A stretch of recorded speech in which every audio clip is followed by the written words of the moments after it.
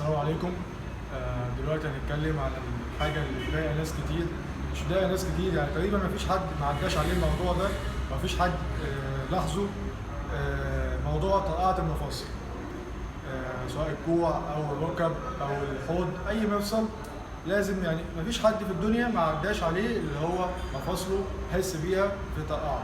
طيب دلوقتي عاوزين نفهم كل حاجة عن الطرقعة دي، إيه سببها وإيه علاجها، عشان تعرف تتحكم فيها وتعرف انت عندك حاجه مرضيه ولا حاجه عاديه اللي هي بتحصل للناس كلها. وفي الغالب حاجه الطرقعه دي مش مرض، يعني مش حاجه بتدي تقول لك انت عندك مرض معين، انما في شويه حاجات اصابات مثلا في الركب ولا حاجه بيحصل معاها طرقعه نتيجه اللي في حاجه غلط جوه الركبه. انما احنا دلوقتي مش هنتكلم عن الحاجه اللي هي المرضيه، هنتكلم عن الحاجه اللي بتحصل للناس كلها بدون اي اصابه وبدون اي مشكله او حادثه. الطرقعة يعني حاجة مش مظبوطة، حاجة المفصل بتاعك مش بيتغذى كويس أو عليه حمل كبير، فأنت لازم عشان تحل مشكلة الطرقعة دي تصلح الحاجة مش مظبوطة أو تظبط وتدي المفاصل الدعم الكافي اللي هي تستحمل الضغط اللي هي بينزل عليه. هنفهم دلوقتي واحدة واحدة. إيه الحاجة الغلط؟ أول حاجة المية الغضروف نفسه. تعالوا نعرف يعني ايه طرقعة. الطرقعة دي عندك مفصلين اهو، عظمتين، ده عظمه ودي عظمه، بيكون ما بينهم حاجه عامله زي الصابونه، دي اسمها الغضروف. الغضروف ده هو اللي بيطرقع بسبب ايه؟ اللي بيكون ناشف او بيكون الغذاء بتاعه مش كويس، يعني صحته مش كويسه. ده بسبب ايه؟ اول حاجه الميه، قله الميه هي اكبر سبب في موضوع الطرقعه. الغضروف اللي هي الصابونه اللي بين العظمتين دي 90% 70% منها يعني المجمل بتاعها عباره عن ميه وعاين فيها كولاجين وعاين فيها شويه عناصر، بس الاساس بتاع الماده دي هو الميه. فانت بتكون بتشرب ميه بكم قليل او ما تشربش ميه اصلا، في ناس للاسف ما تشربش ميه، ده بيكون ناشف. فالنشفان ده بيبقى ايه؟ على طول اي حركه تلاقيه تك تك يقعد يطلع. فانت الميه سواء ولد او بنت او راجل كبير او صغير ست ايا كان، الميه دي حاجه مهمه للجسم ككل، وخصوصا للغضاريف اللي هي بتاعه الطرقعه. على الاقل يوم لما تقوم ما شربتش ميه تشرب 3 لتر في اليوم، انت كده ما شربتش ميه. الاصح ان انت تشرب من 4 ل 5 لتر ميه، والميه الحاجه الوحيده اللي في الدنيا ملهاش حد اقصى، تشرب ميه براحتك، محدش يقدر يقول لك اي حاجه ويقول لك بتشربش ميه كتير، مفيش الكلام ده. الميه الحاجه الوحيده اللي انت تقدر تشربها على طول. يبقى اول حاجه قله الميه. تاني حاجه العادات الغلط.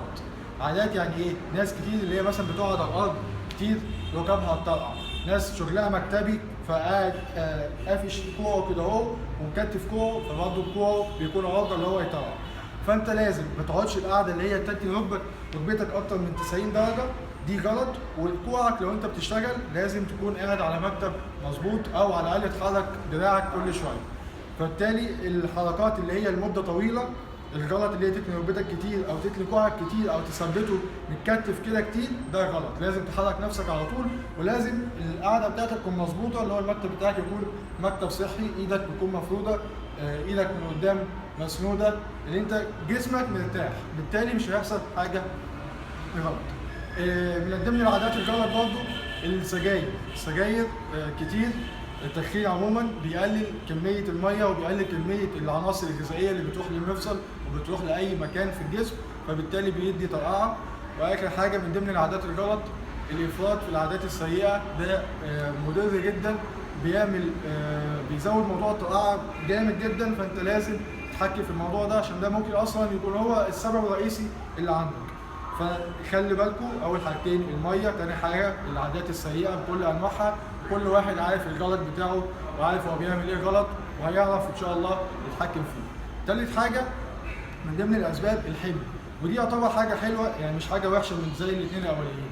احنا بننزل نلعب بالاوزان حديد وبنشيل وبنتقل وبتاع، المفاصل بتاعتنا لازم بتتعب ولازم هتلاقي عليها حمل، فاحنا لازم نغذيها ولازم نعوض الاوزان اللي احنا بنشيل بيها دي. فهي دي حاجه خارجه عن ارادتك. انت دلوقتي المفصل بتاعك المفروض في العادي ما يشيلش الاوزان دي كلها، فانت بتنزل تشد عليه وتخليه يشيل اوزان كتير. فاحنا دلوقتي دي حاجه مش بايدك، بس هقول لك ازاي تتحكم فيها وازاي ما تحصلش معاك طرقعه خالص، ويكون المفصل بتاعك قوي وناشف ويستحمل الاوزان اللي انت هتشيلها. دلوقتي كده خلصنا الاسباب بتاعه الطرقعه، تعالوا بقى نبدا نتكلم على ازاي نعالج التطعيم. هنعالج الاسباب.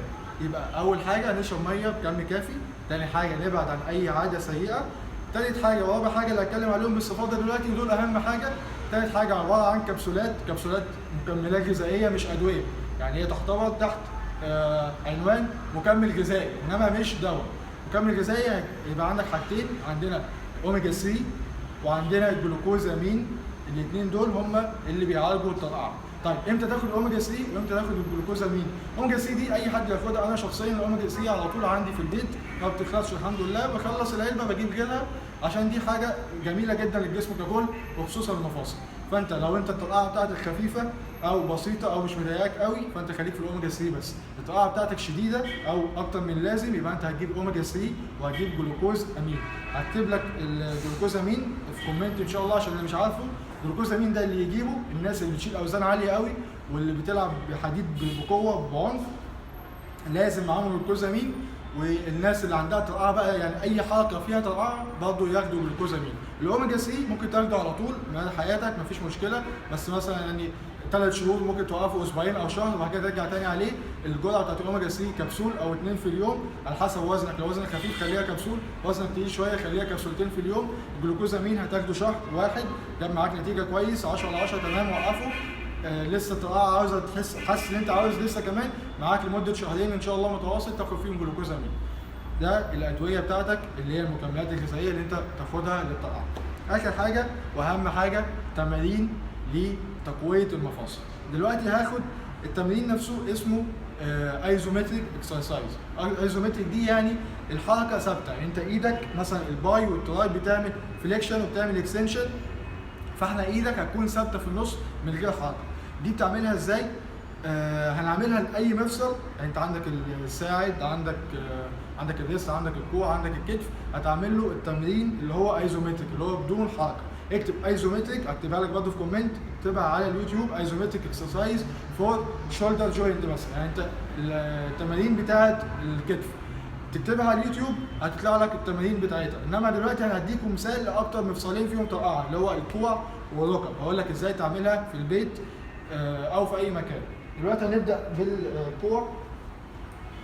هجيب دمبل، ودلوقتي الستات او الناس الكبيره او الناس اللي في البيت ما عندهمش دمبل في البيت هتجيب ازازه ميه 2 لتر. هتعمل ايه؟ دلوقتي المفروض الحركه طالع نازل عمال بتطلع ونازل، لا مش هتعمل كده. ايدك مفروض اهو، هتني 20 درجه واثبت. هعد 1 2 3 4 لغايه 20 ثانيه، بعد كده اطلع فوق تاني 20 ثانيه، 1 2 3 4 لحد 20 ثانيه، بعد كده اطلع فوق تالت 1 2 3 4 لحد 20 ثانيه واروح نازل. يبقى عندي 20 درجه 20 درجه 20 درجه، كل درجه بثبت عليها 20 ثانيه. كام دول؟ 8 ادوار ورا بعض. يبقى تعمل 1 2 3 8 مرات ورا بعض.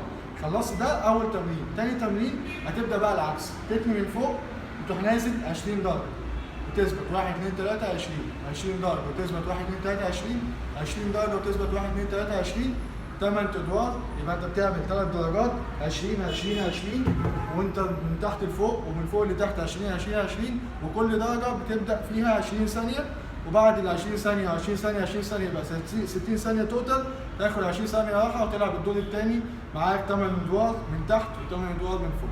يبقى كده ده الكوع.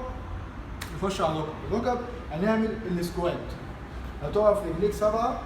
السكوات العادي بطلع وبنزل، لا انا هعمل زي الكوع بالظبط بدون حركه. ايدي قدامي رجليا 7، انزل 20 درجه وافضل ثابت 1 2 3 4 لغايه 20 وانزل تاني 20 درجه وافضل ثابت 1 2 3 20 واخر درجه 1 2 3 20. يبقى انزل 20 20 20 واعد 20 ثانيه في كل دور. ده اول تمرين. التمرين الثاني نفس الفكره، اعكس بقى، اروح بادئ من تحت من 90 درجه، ما انزلش اكتر من 90 درجه واعد 1 2 3 20، بعد كده اطلع شويه واعد 1 2 3 20 واطلع شويه اعد 1 2 3 20. 8 ادوار من فوق لتحت و8 ادوار من تحت لفوق. انا كده قلت لك كل حاجه عن الترقعه من غير ما تروح لدكتور، من غير ما تكشف، من غير اي مصاريف، من غير اي تكلفه. ان شاء الله افهم كل حاجه عن الموضوع، نفذه بالظبط ونفذه بالحرف. صدقني الترقعه في خلال اسبوعين 3 اسابيع ان شاء الله هتبقى تماما، مفيش اي طرقعه لو انت التزمت بكل حاجه مظبوط وبالنص زي ما انا قايل في الفيديو. شكرا ليكم، معلش لو طولت عليكم شويه. لو عجبك الفيديو اعمل له شير في الخير، دي حاجه ممكن تساعد ناس كتير.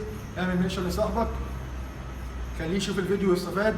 شكرا ليكم وباركوا دايما اللي احنا هنلاقي مع بعض احسن حاجه وافضل شغل ان شاء الله، الشرح الوافي اللي مش هتلاقيه في اي مكان. شكرا وعايش العيش.